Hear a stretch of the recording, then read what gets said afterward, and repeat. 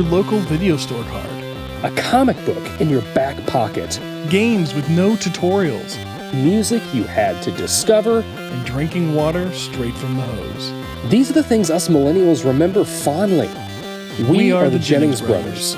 Join us after the streetlights come on as we race our bikes from the top of the hill right down memory lane. Exchange those quarters because this podcast takes tokens.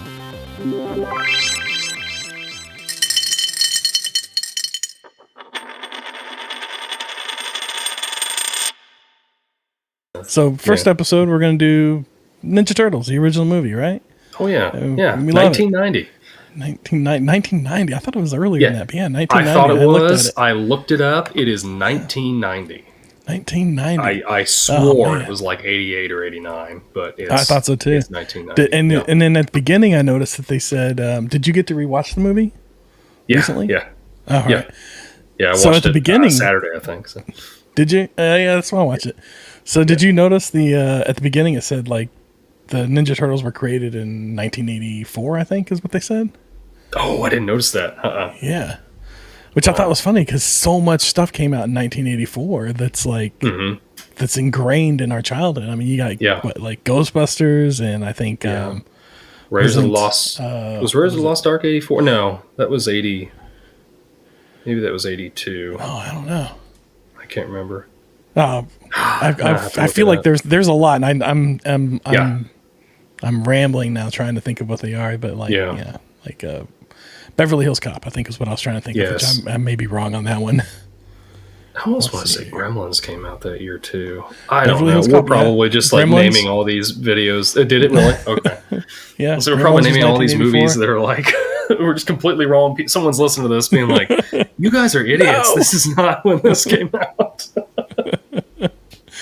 Karate Kid. I don't know. Oh, yes. What movie were we doing? Oh yeah, Teenage Mutant Ninja Turtles. Yeah, Teenage Mutant Ninja Turtles. Yeah. All right. Oh, shoot. Okay, so you watched it recently. I watched it recently, so it's fresh on our mind. Did you watch it now with your daughter? Yes, I know she's a big fan. Yeah, Harper loves it. She had seen it before? She had not seen it before. I got her turned on to Teenage Mutant Ninja Turtles from Mutant Mayhem that came out. Oh, that's such a good one. Over the summer. It was so good. It was so good. And she started. We didn't watch that. What's that? I said we might have to make that an exception episode. Yes.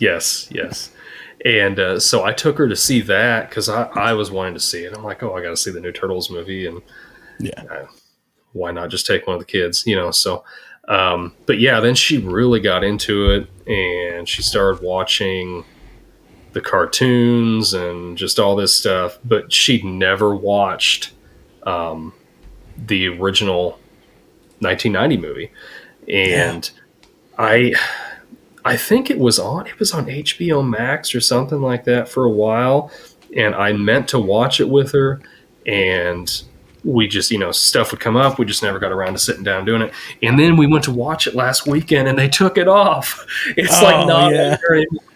Which I bet now that like we're recording this, it's probably back on there now. It's going to make a liar. Yeah. But so I had to end up getting on Amazon Prime and renting it for like $3.99 because wow. So like we were saying in episode 0, I've got the VHSs that we found at Dad's house, but I don't have a VCR, so I had no way to really play those here. So so we ended up renting it, and we watched it, and I couldn't tell for a while whether she was liking it or not. But then I don't know. She started laughing at certain scenes, and it's escaping me now which one. But she said after we finished it up, I said, "Did you like that?" She's like, "Oh, I really liked it." So I was like, "Yeah, good." Jim Henson. How can you not? Yes. But that was the first time I'd seen it since. Sorry, I didn't mean to interrupt you. No. First time I had watched it since I bet I was like 10 or 11 was the last time that those VHSs were played. Yeah. It had been a long time, but I used to watch that like 2 or 3 times a week. I remember. Oh yeah. They wore that VHS out, I'm sure. Oh, yes. Yeah. It may not work now. It may not. No. I think I watched it, like we watched it as kids growing up, but I don't think I'd watched it since I was maybe 13 at the latest. Yeah. And then I watched it again. I think Taylor was...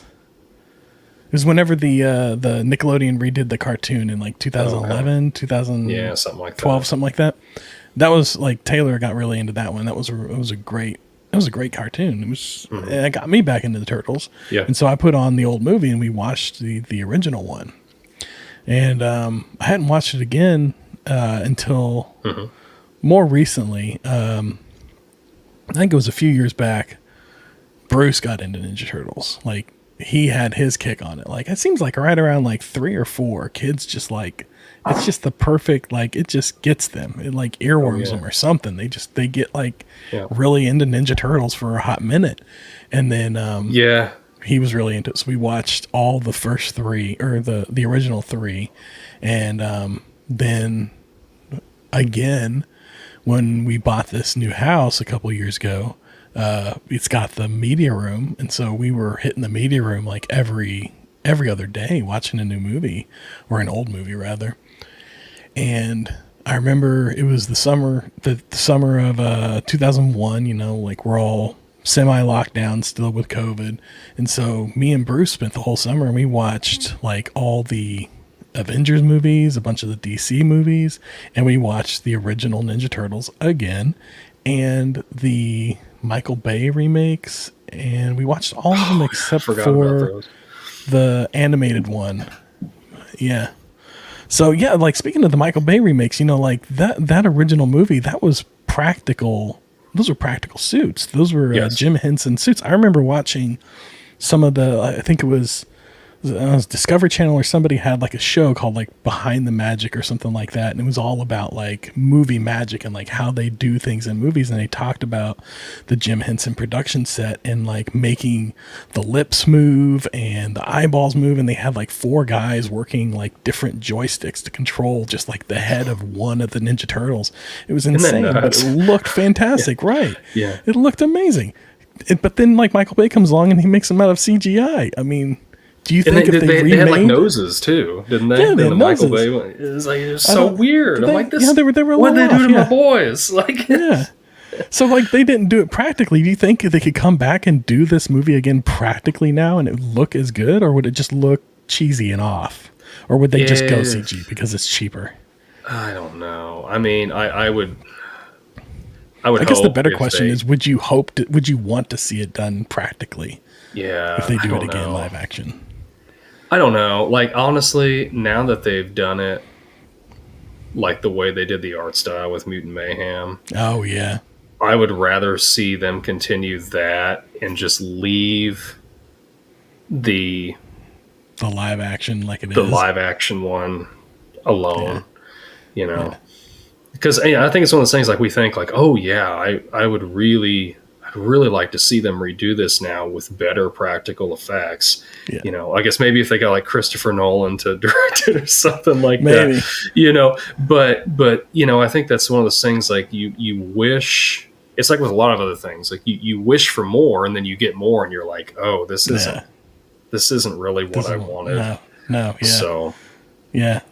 But I mean, I think maybe that might, the practicality of it and the grittiness of it, I think, is also part of the magic of this movie. Because this movie was dark. It was kind of gritty.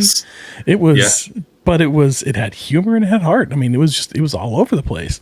Something that I noticed in this, and it's not necessarily like, speaking to technical things about how the movie was made, but did you notice Sam Rockwell's in this movie?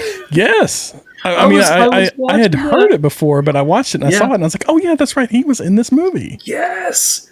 And I'm like, is that punk? That's Sam Rockwell. I had no idea. So I looked him up because I'm like, what was his name? They didn't give him a name. It's Head Thug. Head Thug. Head Thug. And I'm like, you know what? Good for him. Get to be Head Thug in this movie. Yeah. And then speaking of thugs, they got that one guy, the Danny, right? Like Yes. Now tell me, my theory, because I haven't looked any of this up, so this is completely just, I'm speaking out of turn here, if I will, but on his back it said Sid. Do you think he's the inspiration for Sid in Toy Story? Oh, I don't know. I had this conversation with my son. I think he was. I do know his shirt. At the front of it was Sid Vicious. Oh, was that what it was? Yes, okay. Gosh, somebody's gonna be listening to this and gonna be hating me if I get this Sex wrong. Pistols, I was right? not Sex Pistols. Yes, yeah. I'm not a huge punk rock guy, but I'm pretty confident that was Sex Pistols. But yeah, so I'm sure that's why it said Sid on the back. That's why it said Sid. Well, yeah, but I mean, Toy Story came out after. Yes. You know what? I'm gonna say that's a possibility. Why not? I think this happened. But yeah, like speaking of it, so it's so gritty and it's so dirty, yep. and it's practical, and I think that's part of what made this movie really great is that it felt real. Like the streets were dirty, the sewer was dirty. It wasn't. Everything it felt like a real place. Movie. It did, but nobody was dirty. No, but I'm like looking at these. I mean, these people are like they're walking the streets of New York. These dirty streets. They're dark. There's not a street light in sight anywhere. No, like the guy that's delivering them pizza. And he slid down the grate sideways. How did that pizza not come out in a big pile? Destroyed now. Did they? Was there? I can't remember. Was there a scene in New York that was during the day? I think it was all at night, wasn't it? Not in the city, I don't think. And the farm was daytime. What's that?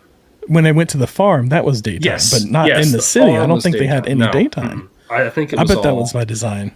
Yeah, I'm sure it was. So yeah, I had noticed like another casting thing in there too. I was looking through the credits on there as it was rolling, and Corey Feldman did Donatello. I had no idea. I mean, like the moment he opened his mouth, I heard that voice, and I was like, "Oh, that's Corey Feldman. That's right. He was in this movie." And I want to say that he was pulled in to do that part after they made the movie. Like they had somebody else that read the lines already and that was already going to be doing the voice. And then they pulled him in because of his name. Because at the time, this is 1990, he's really... Oh, he's huge. He was huge. Corey Feldman. Let's see here. This is going to take me a second. I'm gonna do a little... It's okay. Little you got Lost research. Boys, Goonies... Yeah, I mean, I know I'm missing a ton. There was a ton of movies that he was. Sorry, I typed slow. That's all right. Stand By Me. So, yeah, Teenage Mutant Ninja Turtles, which he was. Oh wow, here's an interesting fact. He was in another Teenage Mutant Ninja Turtles project. He was in the cartoon from it was 2013 to 2017. He was in the cartoon as Slash, the voice of Slash. Oh, okay. So interesting. So he came back around, did some more Ninja Turtle in there. Okay. But let's see here. 1990. God, he's got a lot of credits. So yeah, he came in, he did Ninja Turtles. He was just coming off of Dream a Little Dream. That's a big one for him. Lost Boys, yeah, that's a big one for him. Stand By Me. Yeah, so Goonies, that was 1985. So yeah, they were probably trying to, capitalize on all that Corey Feldman magic there. I think he was in Lethal Weapon 1. I didn't know he was in Lethal Weapon 1. No way. Huh. Oh, no, Loaded Weapon, sorry. Loaded, okay. Loaded Weapon. Yeah. That might go on there. Not quite this. I do remember that movie, though. I do remember Loaded Weapon. Yes. Oh, yeah. Let me get us, let's get back on track here. Yeah.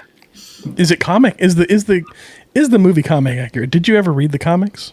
So I've only read the first volume. I've got a hardbound edition of the first volume. It's all in black and white. Like you can't tell other than their weapons who the turtles are. It was I think you just passed me in turtle fandom because I have not read any of the original comics. I've read recent ones, but I haven't read the original ones.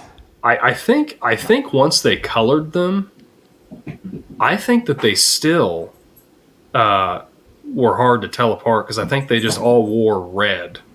They just had the red bandana. And then they eventually, I want to say, gosh, did this come out? What came out? Was it this or the cartoon that came out first? I think the cartoon might have come out first. Okay. Let's see here. If that's the case, they probably changed or colored their bandanas. Yeah, Teenage Mutant Ninja Turtles was 1987. Okay. Yeah, I'm sure they colored their bandanas then at that point just so the kids could tell them apart. Yeah. I could be wrong on that. Yeah, I remember that is true. I remember seeing that on that. You ever watch that Netflix show? What was it called again? They did a series of like different toys that made us. The toys that made us. Yeah, the shows that made us and the movies that made us, I think. I don't know if they did the shows that made us. But they talked about that, about how whenever they came out with the cartoon series, they put the different colors on them so that kids could easily identify them. And it was for, marketing purposes, obviously, because you're going to sell more merchandise if you got multiple colors. Sure. So you've read the original comics. I have not. How comic accurate would you say this is to the original comics? How well did they treat the source material?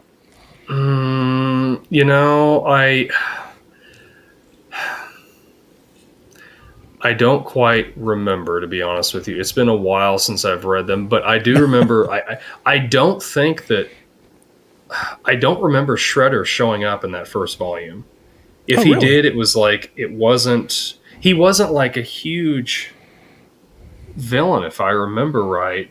At first, I remember them doing like some time travel and stuff like that, and you might have just sold me. I might have to go back and read the originals. Yeah. You need to go back and read them, and I need to go back and read them now too. But I don't remember Shredder being as big as he was. Now I may reread him and be like, why did I think that?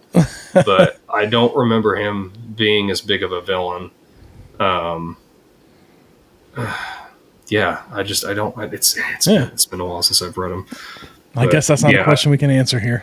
No, I guess not. maybe for another episode. Another episode. To tie in with all of our turtle stuff. Yeah. I'll read the original set, and you can reread them, and then we'll compare notes. Yes. Yeah, that sounds like a plan. Yeah. But you were talking about the pizza that they slid down the grate. Did you notice what brand of pizza that was? It was Domino's. It was Domino's. Now, when we were kids, where were all the merchandise at? Pizza Hut. Pizza Hut. Yes. How did they not get Pizza Hut in on the movie? I don't know how they didn't. Or did Domino's not want to do the merch? I'm wondering what happened there. I never. But Pizza Hut, I think, was in the second movie, right? Like they kept I think that's right. Yep. Mm-hmm. Yeah. But it's a Domino's pizza. Now you think Turtles, you think Pizza Hut, but it was a Domino's pizza. Yeah, I don't know why they did that. They had Burger King, pretty big product placement in the beginning, and you had your Domino's there. I think I saw some Pepsi, product placement with Pepsi. I didn't really see much else though. No, they weren't beating you over the head with it, but in the beginning, it was definitely like there was like it was like a 30-second Burger King ad, and then there was the Domino's pizza ad, definitely, that they had in there. But other than that, it didn't. They didn't beat us over the head with product placement. Yeah. But it wasn't a Wayne's World situation. So. Yeah, that's what I always think of whenever I think of that product placement. Is that Wayne's World scene? Yes. So who was your favorite turtle growing up, and then who's your favorite turtle now? Michelangelo. Now, I'd say, you know what, it's not all time. It. In this movie, which one was your favorite? Oh, in this movie, yeah. Well, okay, so rewatching it, probably Leonardo, I think, because he really is. I kind of felt like he's more trying to keep everybody together. They've lost Splinter. Like, I'll tell you, the one that just annoyed the crap out of me was Raphael. Yeah, I'm just like, he's just burning, angry. Yes, all the time. Just like, dude, get over yourself. And I know that's the character. Like, that's the character, he's the brutish. He's rude. Yeah, but it's just, oh my gosh, I'm like, just give it a rest. Go sit in the corner, Raph, have a drink, chill out. Yeah. So who resonated with you?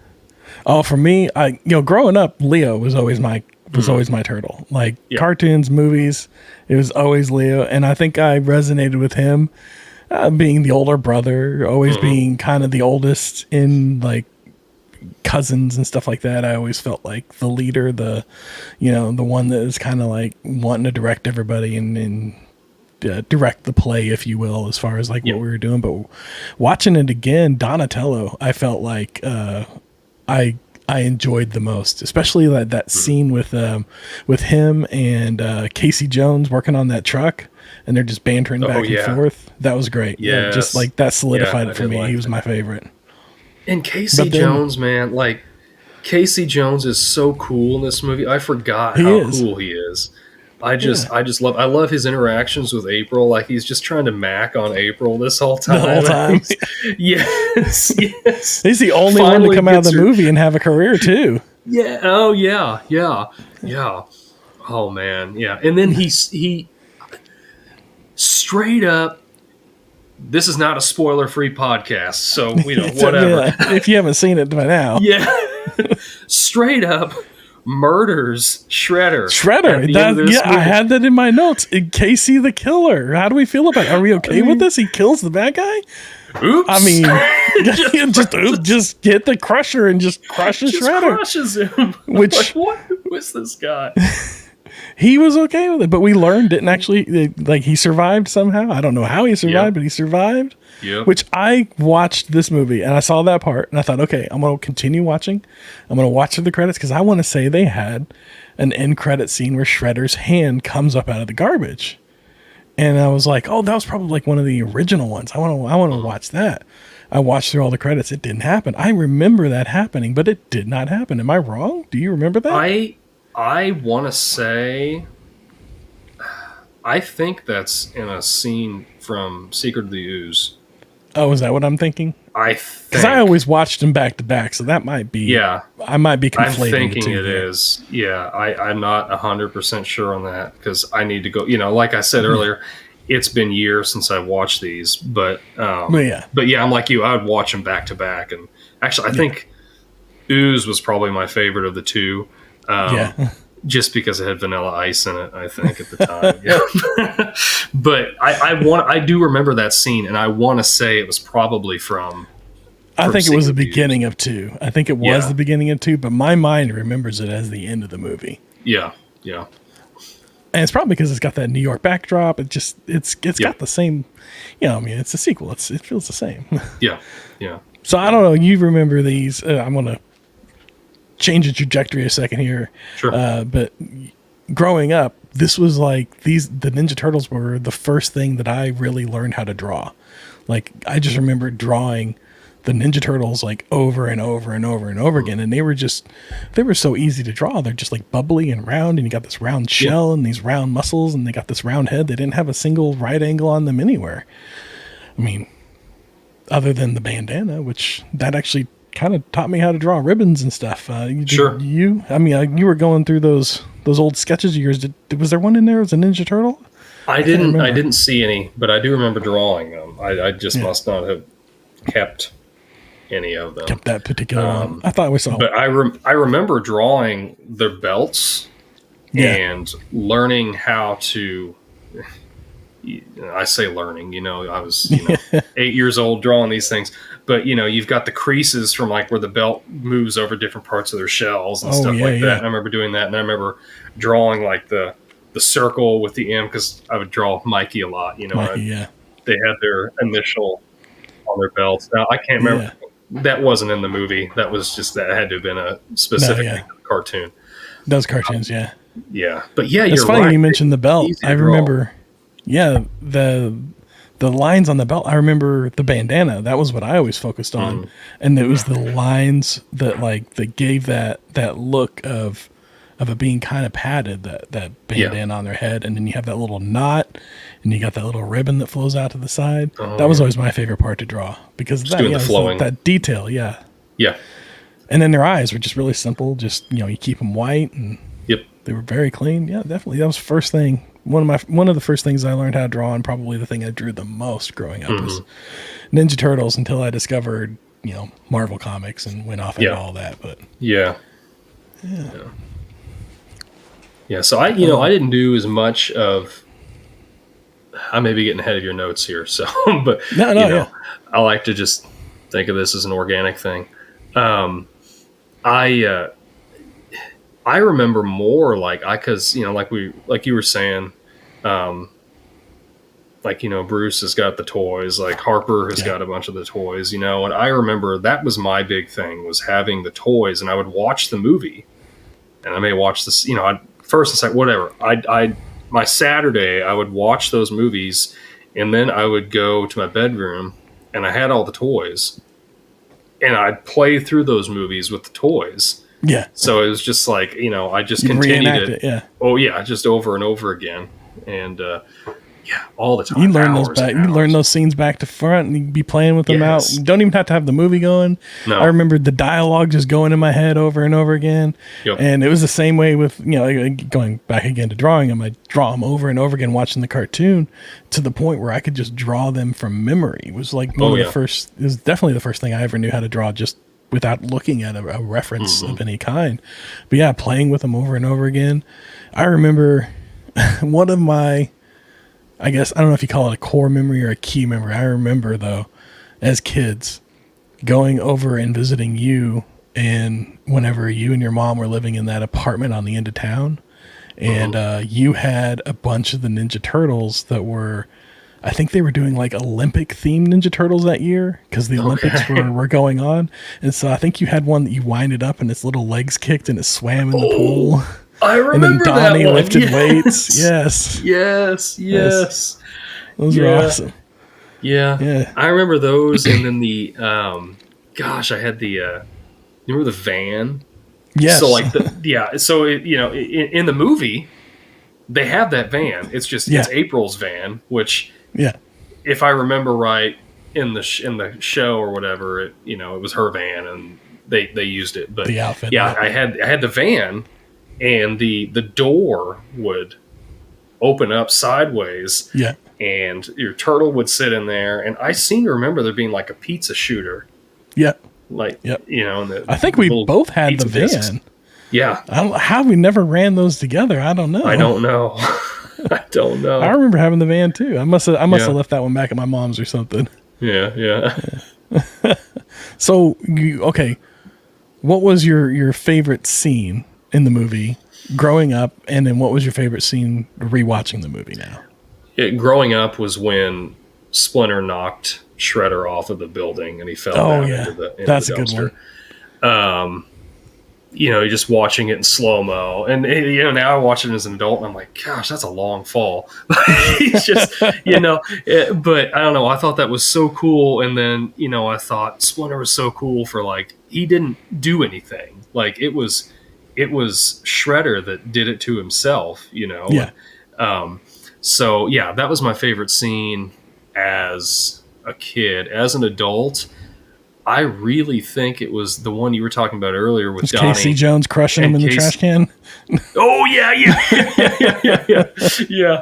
No, when Donnie and Casey are working on that car, I loved that. Yeah, I don't know why I didn't really remember that scene. I guess because that does hit a little different, I think, as you're older. Yeah.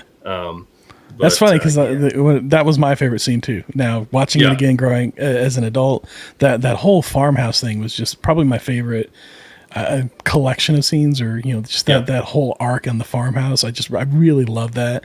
Like Donnie Raph recovering in the bathtub, and Leo looking over him the whole time, not leaving his side. Donnie working on like tech stuff to get them back into town. And what was Mikey doing the whole time? Oh, Mikey was cooking. He was keeping everybody fed. That's what Well, he's doing what he does best. He's doing what he does best. Yeah, which is funny because like they whenever you look at the turtles in the movie, like you look at the turtles in the show, Raph is kind of easily, or in the cartoon he's a little more muscular, and Mikey's a little shorter, a little stockier. Donnie's a little tall and thin, and then Leo's just kind of like a good average of all of them. But then I was watching the movie, and I thought it was funny that Raph was kind of large. He was kind of like he was a chunky one in the movie. Yeah. And then everybody else was just kind of like a little thinner, but they kind of made Raph look a little chunky in the movie. Yeah. I thought that was interesting. Yeah. So because they put Raph in the tub and they fill it with water and he just heals. Like what? How does that work? I guess like I'm What's like, the is magic this here? like yeah? What's going on here? I thought it was so strange too. Yeah. I never thought about it growing up, but I look at it Yeah. now and I'm like, I don't understand how this works. Is he just Is it like just a bunch of Epsom salt that they're putting in there? Like, is this how you heal turtles? You Yeah, just soak them in water? know. Yeah. Yeah. I don't know. But my Yeah, favorite and then one growing up, the artwork that April was doing was pretty cool to look at too. Again, and seeing that. So you think they were And, using like Eastman and Laird's original drawings, or had them come in and consult? I'm curious. I don't know. I did notice. Gosh, what did they call the island? Lairdman.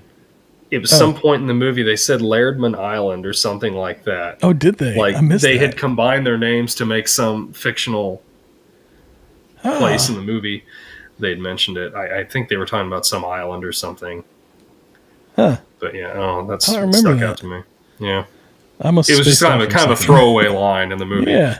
But I was listening for Well, things like that. I just didn't hear it. No. yeah. Yeah. So okay, my favorite one growing up though, or as a kid though, was the scene where they're in the antique store and they're fighting all the Foot Clan. Oh yeah. And they just keep pouring in like foot after foot. If you've got they're fighting the Foot Clan. If there are dozens of them, do we call them the Feet Clan or are they still the Foot Clan? That's a joke for your daughter. Yeah, yes, exactly. Yeah. But yeah, like they just keep pouring in and they're taking them out, and then eventually they just get overrun and they got to take the back alley exit because it's burning down. And there's the fire, and that was my favorite scene growing up for sure. Yeah, absolutely. Yeah, I love seeing that, and just how the fire is just like everything's collapsing, just exactly what you're saying. Yeah. It was a good exit from the city.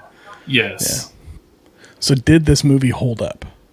Watching it again as an adult, does it hold up to you as a good movie? I think it does. I mean, there's some campiness in there, but yeah, there was some campiness, a little cheesiness in a couple spots, but I thought as a whole, like, you're not watching this to, they're not trying to win an Oscar with this movie. No, we're not expected to believe these turtles became giant people. Yeah. This is possible. You're watching this to be entertained, and you want to come in, you want to have a good time, and I think it holds up great. My 7-year-old liked it. So what's that tell you? I would agree. I think yes, it holds up, and I think it's because this is what a comic book movie should be, and I think that this is what all other comic book movies through the 90s were trying to do, but they were trying to do it more like 3 and 2, and they were focusing on the goofy silliness of it, and they didn't keep it grounded and true like this movie did. I mean, we talked about how realistic the streets in New York looked in this movie, and how it wasn't afraid to be a little weird and kind of get their hands dirty, if you will, with that weirdness. But at the same time, they didn't beat us over the head with like, where did this ooze come from? What does it do? What is it made of? What is the molecular structure of it? And who designed it? And why did they do it? And is it space aliens? And where did they come from? And just digging into all this minutia that doesn't really matter. It's an ooze. It just makes some mutagen. That's it. Yeah. That's all you need to know. Yeah. You don't need to dive into all the science of it. I feel like movies now, they get into all that. They dive way too deep, and they don't just let the audience enjoy what's happening. They do. And you have to do that. Yeah. Yeah. I think you just sometimes, like you're saying, there's a lot of movies now. It's just like, just get to the point, Yeah. Like, I don't need to know. I bought in. Yes. Yeah. Yeah. Exactly. They were Mutant Ninja Turtles on the poster. I bought that premise. We're here now. Let's go. That's what I'm here for. Where are the turtles at? Are they mutants? Yes. That's what I want to. That's what I'm here to see. I did really get a kick out of the Foot Clan, pretty much just being a bunch of teenage boys, and just lawless.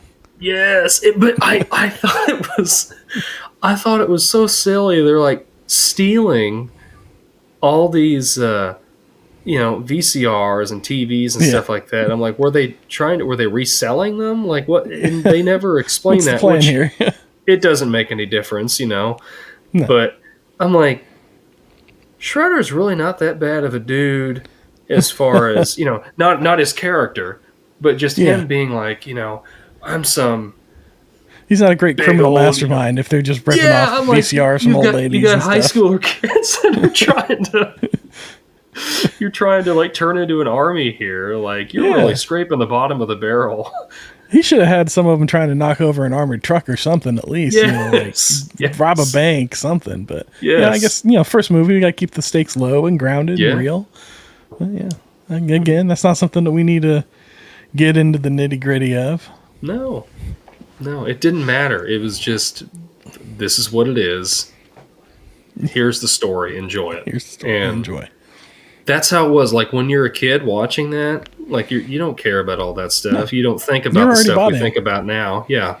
Okay. I just want to see some turtles kicking butt. That's what I want to see. Right. And that's all I need. What I got. So. Now this movie didn't have much of a soundtrack to it. There was, usually you have like a lot of hits in these movies, but Harvest Studios, they're smaller. They probably couldn't afford a lot. So they didn't have throughout the movie, there wasn't a bunch of like recognizable songs, but I will say that TURTLE power song at the end, that was in my head all week long. Was it really? Yes. I don't think it resonated with me the way it did with you. And that's okay. It earwormed me pretty something fierce. Yeah. It had me going for sure. It reminded me of a lot of the other songs from that same era, and especially like I think it's the second Ghostbusters movie. There's that song by is it Bobby Brown? Yeah. Your love is lifting me higher. Is that what you're talking about? No, not that one. No, it's okay. Oh God, I can't remember it now. But it just like the two of them were like battling out in my brain all week. Okay. I guess whatever Turtle Power won it out in my head, and that's the one that's stuck for now. But they don't do that anymore either. Like you don't like every movie back then they had like a theme song written just for the movie. Like you were talking about Vanilla Ice in the second one. You had the Vanilla, was it the Turtle Rap was the big song. They did like a whole stage production off of that song.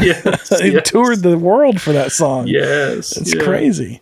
But they don't do that anymore. Like you got Ghostbusters, they had songs written for it. Every I think Beverly Hills Cop, even like the song was written for that. Like all movies back then had like a theme song written just for them, lyrics and everything. Well, they would do that. Like look at TV shows; they would do that with television too. They had all these theme songs. True, yeah. You just don't. I mean, you may have a handful nowadays that do that, but there's really not. They'll just pull some indie rock song. Yeah, if that. Or they just have some instrumental thing and they throw a 15-second logo on there, and now you're into the show. Yeah. I feel like there's something lost in that. Like there was an art to coming up with a song too, because you would have to like watch through that whole movie or at least read the script to know, okay, this is what's going on. I got to write a song that's going to summarize this entire movie in 3 minutes. Well, I think the person that wrote Turtle Power, he was just told turtles that are ninjas. And said, all right, they're powerful. Yeah. Turtle Power. We're just going to repeat that over and over again. Yeah. And I'm going to spell out turtle. Yeah. It's a good spelling lesson for all you kids out there. Just listen to the end of Ninja Turtles. You'll learn how to spell turtle. Yeah. I don't know how many songs I learned how to spell in my life based off of, or how many words in my life I learned how to spell based off of a song.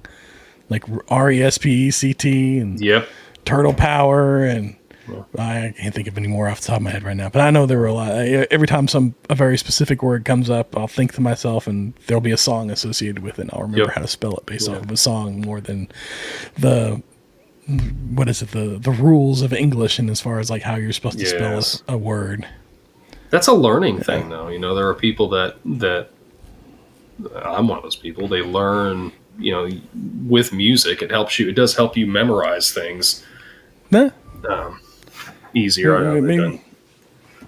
Maybe next time I got to research, I'll just put on some background music and there you go. Zone out. That might help me. Yeah, yeah. Well, that's about my thoughts on Ninja Turtles. You got any additional thoughts you want to share on your experience rewatching it? Yeah, I don't know. I mean, like I said, it definitely was a different experience watching it as an adult, for sure, than it was as a kid. But it was fun to kind of see my daughter have that magic as she's watching it, so she's seeing it like I saw it when I first watched it through those eyes. Like I said, I think that's just why it holds up so well, because you can still watch it. A kid nowadays can still watch it, 33 years later. Yeah. And still enjoy it, still be captivated by it. And then we can watch it as adults and find new things. And like you were talking about with, I know we keep going back to that scene, but with, with truck, Casey and Donnie bonding. And I think that, we keep going back to that scene because it resonated with both of us. Like, it's almost like a father and son moment, even though, Splinter's their dad or whatever, but they're teenagers. We find father figures all throughout our life. Yeah. Do you think that's why you resonate with Leo now more, because you are a father? So you see that leadership role and that resonates with you more? Sure.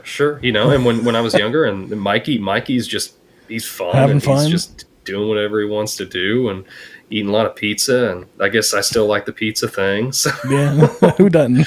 But I don't know. I think, it's a good solid movie. And I'm glad we went back to it. Yeah, me too. Now, enjoy, watching these movies through your daughter's eyes, because I have my son in there, Bruce, with me, and, he's 12 going on 30 now, and he's sitting in there with me watching this movie, and we get about a half hour into it, and he looks at his phone, and he goes, "Oh, I'm getting a phone call from my friend. I'll be right back," and he leaves. Oh, no. And he never came back through the whole movie. No. So I got left behind for the best friend. We're at that age, but that's all right. We got to watch a little bit of it. He said he's gonna come back and watch some of these other ones with me. Yeah, good.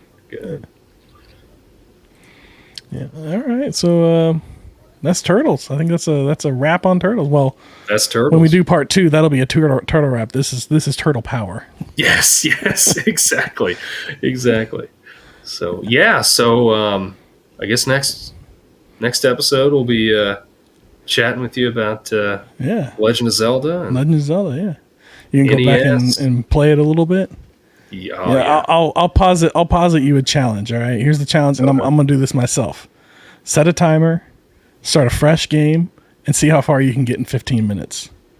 Let me know how many pieces. What's the metric? How are we gonna measure this? Like how many pieces of Triforce you can get, or how many? I don't think you can do items that. You can collect. I don't think you can get past the first dungeon in that first one in 15 minutes.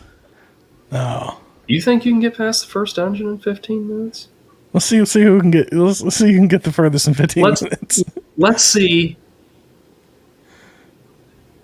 Let's see who can beat the first dungeon the quickest. Time yourself. Okay, there you go. I like that. Getting through the first dungeon. No pauses or rewinds. Like just playing it straight. Yep. All right. Yep. All right. Well, honor system, but I'll honor system. I trust you. All right. Well, we'll do that next week. Okay. And then anybody who's listening can enjoy it next week.